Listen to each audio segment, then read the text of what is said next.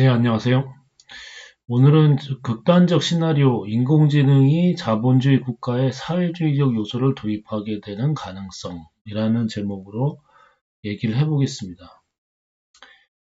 어, 인공지능을 제가 이제 4년 전에 그 제가 이제 예전 회사에서 뭐 인공지능 관련된 그 일을 좀 하다가 이제는 뭐 본격적으로 인공지능이 확산되는 시대가 이제 오긴 올 것 같은데 그러면 이게 과연 될까? 사실은 이제 제가 다녔던 회사에서 많이 실패도 했었고, 30년 전에 처음에 이제 신입사원으로 이제 그때 AI 팀에 처음 입사를 해가지고, 30년 전에도 뭐 엑스포트 시스템이든 뭐 무슨 알고리즘으로 해가지고 최적화하는 것도 하기도 했었고, 이제 그때 가지고 있던 문제나 제가 뭐 예전에 회사에서 부딪혔던 문제나 달라지는 건 별로 없었어요. 그러니까 뭐 기술이 엄청 좋아졌다고 하는데 이게 문제 자체의 성격이 안 바뀌기 때문에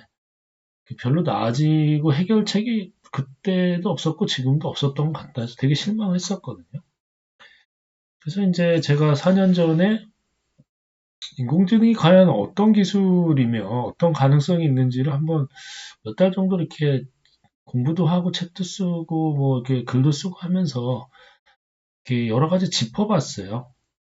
예, 그런데 제가 이제 그러면서 그때 이제 생각했던 건 뭐냐면 인공지능은 결국 이제 데이터의 문제이고 학습의 문제이잖아요.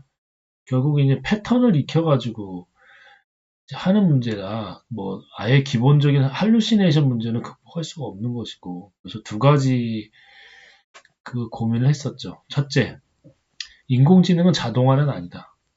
왜? 할루시네이션 문제가 있기 때문에 인공지능은 그냥 사람을 손을 떠나서 맡기면 자동적으로 해주는 그런 프로그램이 아니에요. 그러니까 인공지능 프로그램이 아닙니다. 프로그램은 만들어 놓으면 100% 믿을 수가 있죠. 그렇지만 인공지능은 신뢰할 수가 없어요. 그러니까 신뢰할 수 없다는 게 가장 심각한 문제다. 그리고 이거는 영원히 극복이 안 되는 문제입니다. 그러니까 인공지능을 마치 이제 우리가 IT 시스템 도입하듯이 맡겨놓으면 인공지능이 사람 대신 똑똑해서 해줄 수 있는 그런 게 아니라는 거죠. 그건 불가능한 얘기예요. 그러니까 거기까지는 제가 확실히 알았어요, 그때. 그러면 그렇다고 해서 유용성이 없느냐? 그런 건 아니거든요. 유용해요. 유용한데 그러면 어떤 식으로 다뤄야 되느냐? 첫째는 인공지능은 마치 이제 회사에 사원이 들어오면 관리자가 이 실무 사원이 하는 걸 모니터링해서 승인해 가면서 하잖아요. 그래서 인공지능이 이것저것 제안을 할 수 있고 좋은 제안을 할 수 있는데 결국 그거는 회사에서 그걸 받는 사람이 모니터링하고 다시 피드백을 주고 그 다음에 이렇게 중간에 그 관리가 들어가야만 하기 때문에 마치 사람이 신입사원이 들어가서 적응하는 것 같이 이렇게 진행이 돼야 될 거다. 그러면 엄청난 효과가 있을 텐데 인공지능 사람처럼 그렇게 할 수 있을 것이냐? 뭐 여기에 대해서 그러면 이제 두 번째 얘기가 뭐가 되냐면 인공지능은 사람처럼 채용해가지고 인간처럼 쓰려면 그러면 이제 회사가 인공지능을 대하는 태도가 자동화는 아니니까 일종의 관리 프로세스가 들어감으로 해서 인공지능 때문에 회사에 일하는 어떤 프로세스 이게 달라져야지 프로세스는 그대로 놔두고 인공지능만 쏙 들어가서 할 수는 없는 거다라는 게 이제 제 결론이었고 지금 사람들은 이제 그거는 어느 정도 인정합니다. LLM을 쓰게 되면 결국 사람이 그 인공지능이 했던 거를 검사를 하고 관리가 들어가야 된다. 그래서 AI가 한 걸 그대로 받아가지고 그 결과를 그냥 던져놓으면 안 되고 반드시 받아서 그 결과에 대한 검사가 들어가야 된다는 것까지는 이제 모든 사람이 다 아는 사실이에요. 그래서 이제 그건 개인적인 차원인 뿐만 아니라 회사에서도 그런 식으로 해야 된다고 생각했었죠. 근데 더 심각한 거는 인공지능이 제대로 되려면 데이터가 있어야 되는데 문제는 뭐냐면 이 데이터가 회사만의 데이터는 너무 편향성이 크기 때문에 이 성공을 하려면 많은 데이터들이 공유가 돼야 돼요.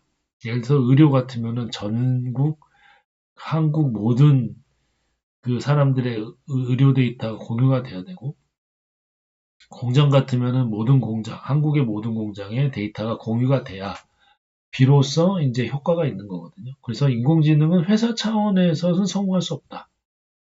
그때 생각한 게. 그리고 그게 성공하려면 반드시 국가 단위의 데이터를 수집해서 하나의 국가 단위에서 인공지능이 학습해서 그 모든 그 공장이나 회사들이 공유하는 체계로 가야 인공지능 효과가 있다. 그렇게 생각했어요.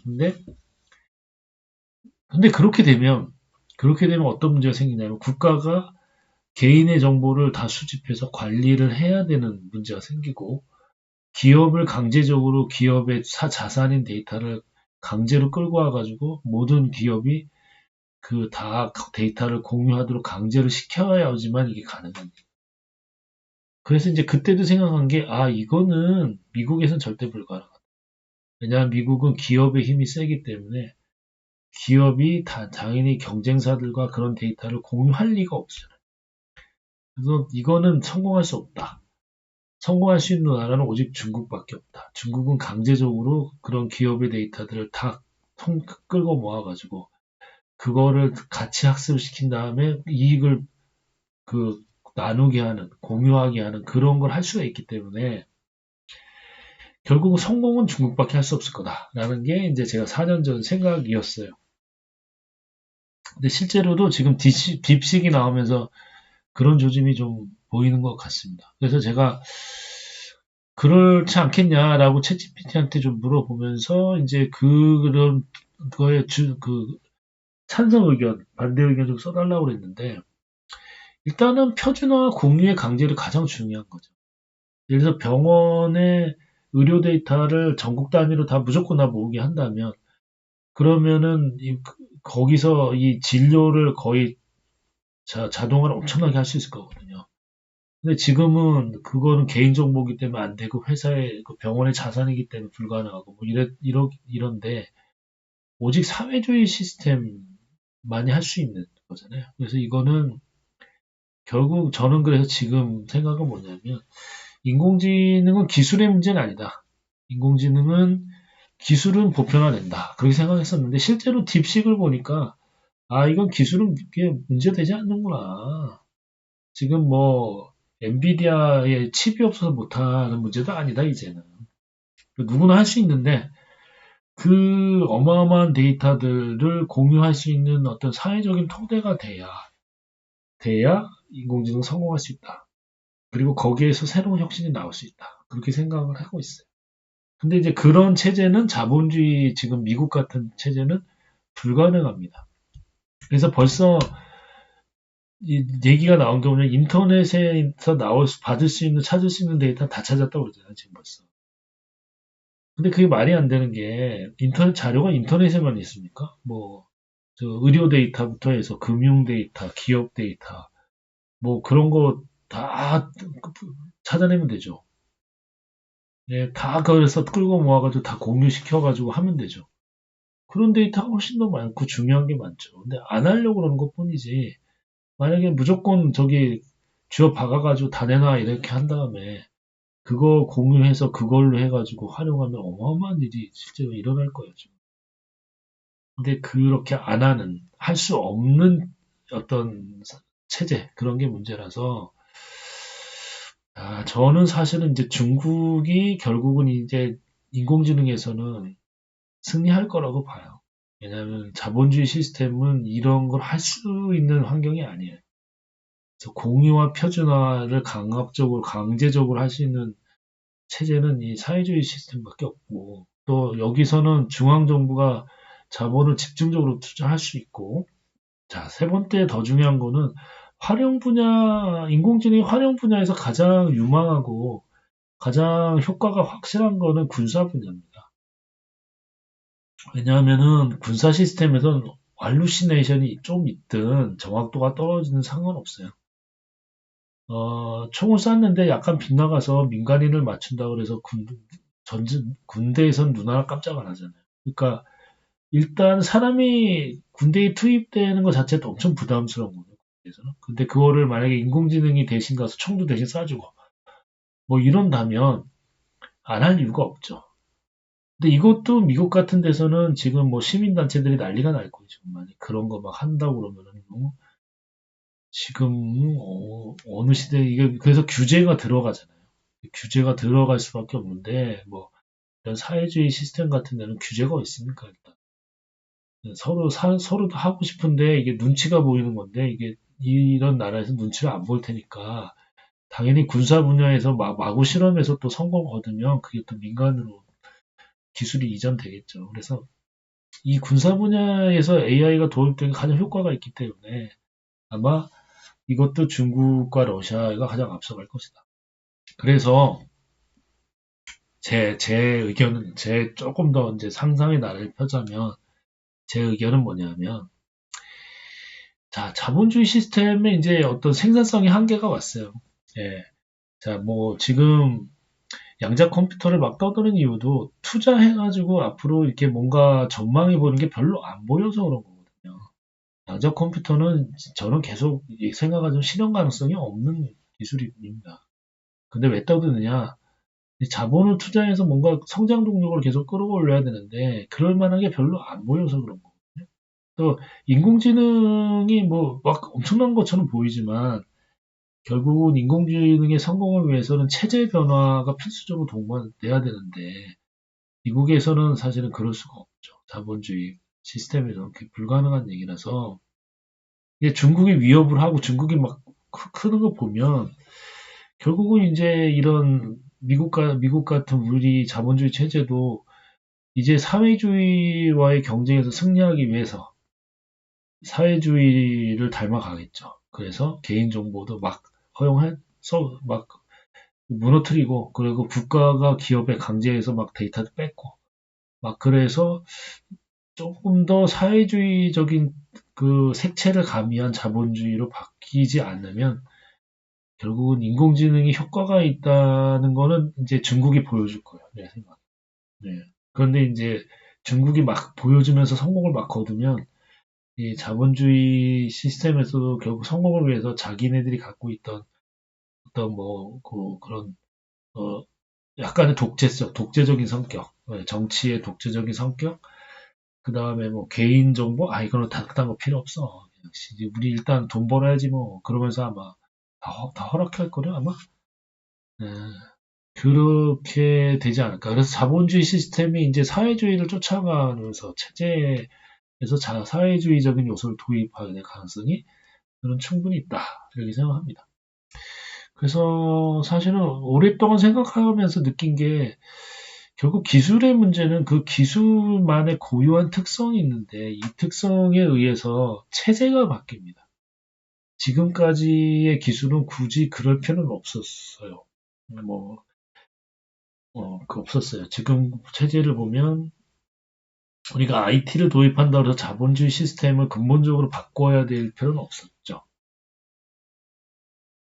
근데 반대로, 우리가 이제 소프트웨어의 오픈 소스를 보면 오픈 소스는 완전 무료 공유잖아요. 예, 일종의 사회주의적인 시스템이죠. 거기에서 누가 이렇게 돈을 더 바라고 하는 거 아니잖아요. 근데 그게 성공의 요소거든요. IT 쪽에는. 어, 그거는 이제 자본주의에서 있을 수가 없는 얘기잖아요. 그러니까 기술이 물론 이제 돈만 투자하면 어떤 기술이 이렇게 연구소에서 뚝딱 나오는 것도 있는데 오픈 소스를 보면서 느끼는 게 뭐냐면 어떤 기술은 사회 특유의 어떤 그 사회적인 시스템, 사회 시스템에 연관돼서만이 발전할 수 있는 기술들이 있었다는 거죠. 예, 오픈 소스가 그러니까. 그런데 이제 인공지능은 거기 더 나가서 인공지능은 일종의 인공지능이 원하는 어떤 체제가 있어요. 사회 체제가 있다는 거죠. 그것만이 독자적으로 바라는 사회 체제가 있기 때문에 결국 인공지능은 우리가 가지고 있는 어떤 정치 체제나 자본주의 경제 시스템이나 어떤 자본주의 이념 체계를 흔들어 놓는 측면이 저는 있다고 보거든요. 이제 그거 없이는 얘는 성공할 수 없는 겁니다. 왜냐하면 특정 조직에서 가지고 있는 데이터만 가지고는 인공지능 할 수가 없어요. 왜냐하면 그 너무 작기 때문에. 네. 그리고 그거를 성공하기 위해서 들여야 되는 노력도 어마어마하지만, 그러기엔 데이터가 너무 적어서, 제 생각에는 할 수 있는 게 없다. 성공하려면은 결국 이제 모든 데이터를 그냥 강제적으로 공유해서 하는 시스템. 그 다음에 LLM 같은 경우에는 그게 되려면은 모든 회사들이 어떤 표준 프로세스를 비슷하게 정립을 해놓아야지만 성공할 수 있는 그런 게 좀 있는 것 같아요. 그래서 결국은 지금 투자를 엄청나게 해놨기 때문에 이거에 결실을 맺으려면 어쩔 수 없이 이 체제 변화가 동반이 좀 되는, 네, 그러지 않으면 성공할 수 없는, 그렇지 않을까. 뭐 그렇게 생각하고 있고요. 그다음 또 한 가지는 뭐 여기 써놓진 않았지만 이 교육 측면에서의 이 사실 엄청난 변화가 있을 겁니다. 그러니까 지금처럼 그냥 뭐 대학을 나와서 어떤 자격증을 따서 그걸로 회사에 입사하고 승진하고 뭐 이런 게 아니라, 사실은 이제 인공지능을 잘 쓰는 사람은 자기가 아마 두세 개 분야를 앞으로 할 수 있을 거예요, 이제. 돈도 다 벌면서. 뭐 사실 지금 저 같은 경우도 인공지능 하면서 아마추어로 물리학을 공부하고 소설을 쓰고, 소설도 그냥 쓰는 게 아니라 뭐 1500년대 뭐 요하네스 케플러의 뭐 수필 같은 걸 영어 걸 찾아가지고 뭐 읽고, 그 한문 고대 그 중국의 한문 그 무슨 글 같은 것도 찾아가지고 한글로 번역해서 읽어서 소설에 집어넣고 뭐 이런 예전에 있을 수가 없는 일들을 막 하고 있거든요. 지금. 그러면서 이제 아침에는 이제 문학적인 글을 쓰고, 그 오전에는 회사에서 어떤 전략적인 문제 제안서 같은 거 고민하고, 오후에는 프로그램 짜고, 그 다음에 주말에는 이제 물리학 공부하고 뭐 이렇게 온갖 걸 다 해요. 그러면 이제 잘하는 사람들은 굳이 앞으로는 뭐 석박사를 안 가도 혼자서 능력이 되는 사람은 충분히 이 인공지능만 가지고 뭐 박사급 공부를 뭐 몇 년 안에 하나씩 뚝딱뚝딱 해내면서 온갖 거를 동시에 다 해냈을 거예요, 앞으로. 그렇기 때문에 이제 앞으로는 굳이 내가 가서 학자가 되지 않으려는 사람이 굳이 뭐 도제식으로 학교에 가서 그 석박사 공부를 하는 게 이유가 없어질 거예요. 네, 그러면 이제 이게 어떤 교육 시스템 필요가 없어지는 거죠, 어떤 사람에게. 물론 대부분의 사람들은 이런 인공지능을 제대로 활용을 못할 겁니다. 왜냐하면 굉장한 창의성과 뭐 다양성이 있는 사람만이 얘를 가지고서 효과를 볼 수가 있거든요. 그냥 뭐 회사에서 시키는 거 정해진 틀에서 뭐 만들어내는 거 하는데 뭐 인공지능이 왜 필요해요? 그냥 하면 되지. 근데 이제 이런 거 같으면 글도 쓰고 코딩도 하고 뭐 무슨 뭐 어디 가서 시도 쓰고 뭐 노래 가사도 짓고 뭐 예술도 하고 뭐 수학 문제도 풀고 이거 갖고 온갖 걸 다 혼자서 다 해낼 수 있기 때문에 이제 그 잠재력이 되는 사람은 여기서 어마어마한 일들을 혼자 다 해낼 것이고, 그렇기 때문에 그런 사람들은 굳이 뭐 대학 석박사까지 뭐 힘들어서 하는 게 이유도 모를 것이고, 그리고 그 석사 정도의 공부는 이것만 갖고도 그냥 혼자 할 수 있어요, 이제 앞으로. 그냥 지식을 습득해서 어디 가서 이제 그거를 전문적으로 활용한다 그러면은 그냥 뭐 이렇게 혼자서 이것만 가지고도 내 생각에 충분히 기본적인 석사 수준의 지식은 한 6개월 정도만 하면 6개월도 필요 없죠. 몇 개월만 하면 아마 기본적인 거 다 터득할 수 있기 때문에 굳이 앞으로는 이제 똑똑한 사람들은 뭐 굳이 석사 박사 해서 뭐 타이틀을 딸 필요성을 못 느낄 거예요. 네, 그렇게 될 겁니다. 그래서 교육 체계가 근본적으로 막 근간을 흔들 가능성이 있습니다. 그리고 이제 그런 사람들은 꼭 영어권에 있는 사람들은 영어만 보는 게 아니라 이제 앞으로는 뭐 중국 자료, 러시아 자료, 뭐 다른 나라 자료들도 어차피 여기 넣으면 다 똑같으니까 어느 자료든지 다 볼 수 있는 거고 하니까 뭐좀 보면 굉장히 폭넓게 뭔가를 할 수 있는 그런 게 되고, 그런 일들을 해낼 수 있는 토대가 돼요, 앞으로. 그래서 이제 교육 쪽에도 교육 체계라는 근간 자체가 완전히 흔들려 버리는 이런 일이 있을 거예요. 뭐 물론 대부분의 사람들, 물론 이제 자본주의라는 게 항상 그렇지만 어떤 새로운 기술이 나오면 그 기술을 따라가서 뭔가를 그걸 활용할 수 있는 사람은 극히 드물죠. 근데 이제 대부분의 사람들은 그 전 시대의 교육만 그냥 받고 그냥 또 계층이 나눠지는 거예요. 점점 더 세분화되는 거죠. 근데 이제 사람들은 보이는 거는 이제 그런 이제 엄청난 사람들이 한 걸 보기 때문에 기존의 이제 체계 자체를 이제는 사람들이 이제 별로 신경 안 쓰게 되는 그렇잖아요. 필요는 한데. 그러니까 오히려 더 불평등이 심해지는 게 거의 대부분의 사람들은 과거 스타일의 어떤 교육을 원하는데 못 따라가지만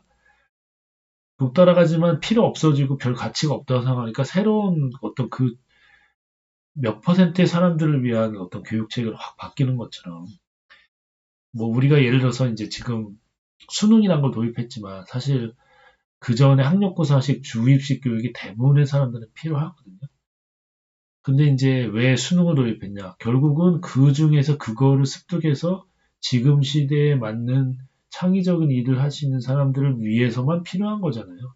그 나머지 사람들은 그걸 따라갈 수도 없고, 안 해도 잘할 수 있어요. 예를 들어서 암기식으로 해도. 근데 그런 사람들을 키워봤자 별로 가치 있는 일을 못하니까 이제 교육 체계를 확 뒤집어 엎어지는 거고 앞으로 이제 AI가 나오면 AI 시대에 잘하는 사람들에 맞춰서 그런 교육으로 확 가겠죠 또.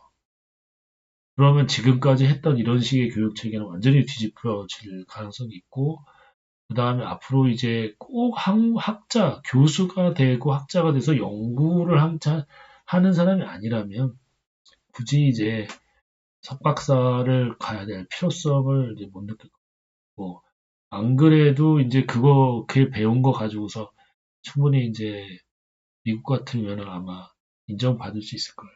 근데 한국은 아닐 겁니다. 한국은 어차피 타이틀이 중요한 나라라서 한국은 안 그렇겠지만,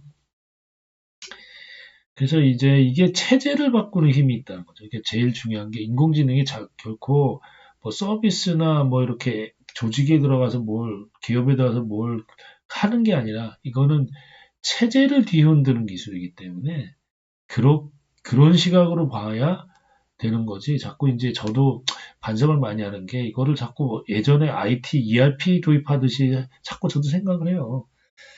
저도 이제 어쩔 수 없나 봐요. 이게 저도 30년 동안 그런 식으로 일을 해와가지고. 근데 하여튼 이 기술은 그런 IT 서비스 차원에서 볼 문제가 아니라 어떤 체제를 근본적으로 뒤흔드는 그런 관점에서 이 문제를 봐야지만, 인공지능이 가치가 있다는 걸 비로소 알 수 있거든요.